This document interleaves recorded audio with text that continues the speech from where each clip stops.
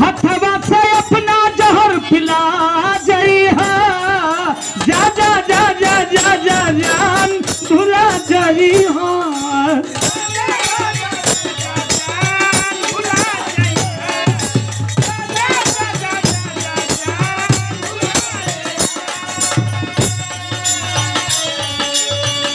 जा जन खुश रहिहा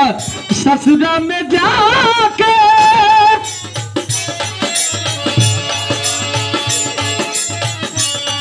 और अभी अभी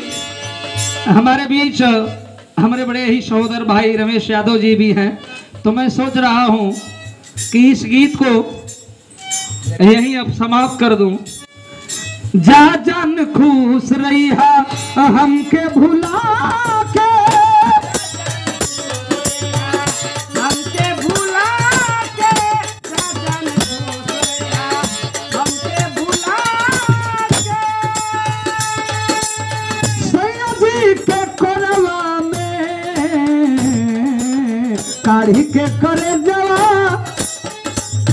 काढ़ी के करे जवा तू ले जाए गोरी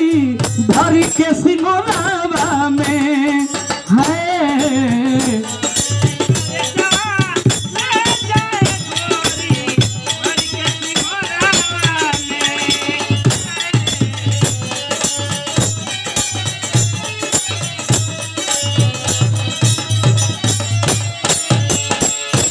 जय हिंद।